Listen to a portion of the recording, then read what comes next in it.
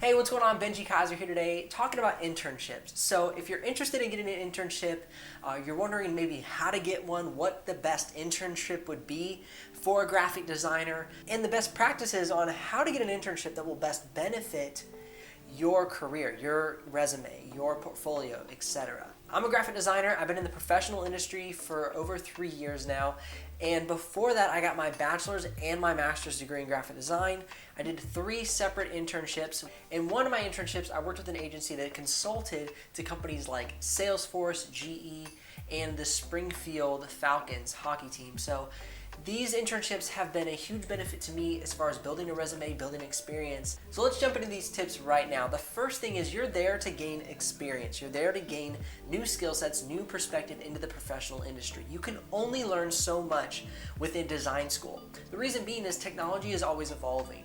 Techniques are always evolving. Even style and the way you use the applications like the Creative Cloud or Final Cut Pro if you're into video editing, these things are ever changing within the industry. So you want to make sure that you're going towards an internship, you're selecting an internship that you are interested in growing those skills. You don't want to just select an internship for branding if you want to be a digital marketing strategist. Those are two very different things in the ways you apply your graphic design skills. Say you want to be an illustrator, so you want to apply towards positions that are high on the illustration opportunity rather than maybe like page layout or advertising design. So you gotta really think through. You don't want to just go get any internship. Time is the most valuable thing that you have. Do not waste it on an internship that will neither benefit the person you're working for or yourself. Occasionally you will have the opportunity to land a paid internship, and if that happens, then you're benefiting on both things. But if you have to decide between a paid internship and a non-paid internship, in which the paid internship has something that you kind of want to do, and the non-paid internship has something that you really want to do, if you can swing it, go towards the non-paid internship. Because in the end, you're building out your skills and your resume in the hopes to get a job within the field that you are interested in. Before we go any farther, if you've yet to subscribe to the channel, I highly recommend doing so. Put out daily videos that help you understand how to get a better dive into the graphic design industry. Whether that's the gear and tech you need, or just some recommendations on where to build your skills, what it really takes to be a graphic designer, and just things along those lines. So one of the biggest questions people have is, how do you get internships?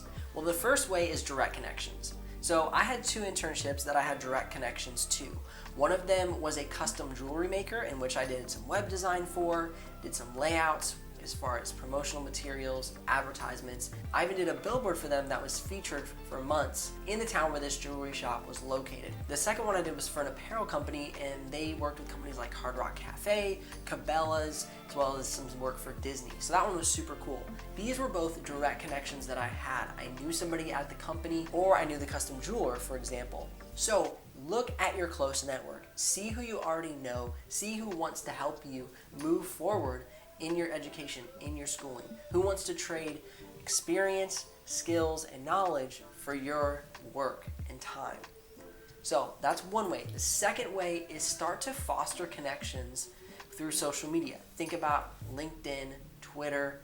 Instagram is very good for designers, but if you're looking at company heads or HR or professionals, you're gonna lean more towards LinkedIn and Twitter. Now, what do? How do you approach them? Do you just come in, hey, I want an internship for you. I'm a really good designer and I'm gonna help you out. Maybe if you're like amazing and excellent, somebody might bite off on that, but what I have found is that you just wanna be present. So before you have to get an internship, a few months out, 3, 4, 5, 6 months out, just start to go to some of these companies that you really admire, do some research on them, find out who they work for, research the work they've done, find out who their design team is and the specifics on the design team. Reach out on LinkedIn to those designers, reach out on Twitter to those designers, say, hey, love this work, love what you're doing. This is the work that I specifically like. I love how you worked with company X, and also I like the work you do with company Y. Just talk with them. Enjoy conversation, share design experiences, just start to build a relationship. And then, as you're working through it, you can explain, I'm in school, I'm a student, I'm looking for an internship. Is there opportunities within your company for me to come on as an intern for a couple weeks, a couple months, etc. Build that rapport, build that relationship, and that way you're getting into a company that you truly want to be a part of. And you're coming in with more of a relationship. A lot of companies will post stuff on job sites and post internships, but when it comes to that, people don't know your personality. People want to know who you are. They want to interact with you. And so to me, that has been the best way that I've been able to gain freelance clients. I've been able to do internships, is building that personal relationship, spending some time researching them, praising their work, not to brown nose them, but to sincerely want to learn from them and grow. That was a lot, but I really want to stress the importance of relationship. Another tip that is super important as far as making sure that you're going towards something that fits your skill set. Do not apply for something that you do not feel like you can deliver on. So, say you're a graphic designer, you work a lot with page layout, and you have an interest in illustration. Well, there could be a digital artist opportunity, but if you are not confident that you can deliver on those skills, then don't apply for that internship. If you really want that internship, take a couple weeks, practice your illustration skills, practice your digital art skills, and then create a little portfolio, create a little resume, and send that to them. You want to be prepared. You want to show up an internship and bring value to the company. Remember, they are trading their hard-earned experience, knowledge for your time, and to educate you in a way that will both benefit you and will benefit them. So don't waste their time, and don't waste your own time. Time is short. Another tip that's very important is you want to make sure that you are allowed to make portfolio mentions. So if you do work for them, you want to ask them before you leave, hey, can I take this work and feature it in my portfolio and make a note that this was done on an internship with your company?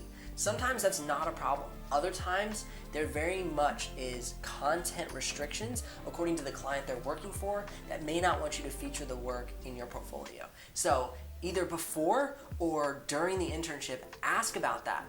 If it's before, that's a good idea, because if you do an entire internship and you can't feature any of the work, that might not even be beneficial to you overall. So definitely look into that and think about asking before you dive into an internship. And again, pick with intention. It's so important that you pick something that will grow you as a designer, grow you as an artist. You don't want to just do something to do it. You must remember that you're building your resume, you're building a portfolio. Don't waste your time or theirs. Because you don't want to be somebody who's just checking off a box. You want to be very intentional with how you build your resume and how you build your portfolio.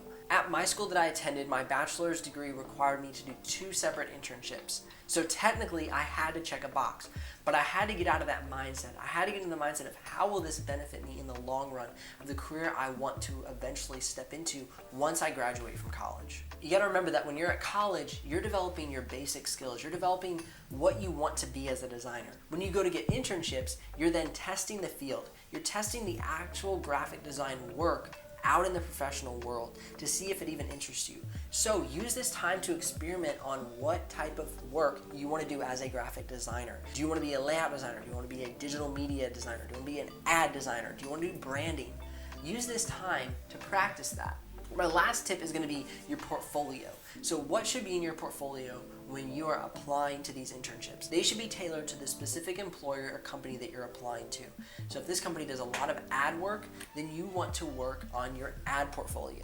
This company is a digital media and social media branding company and digital strategist, then you want to show work that aligns with what they're doing, aligns with how they work.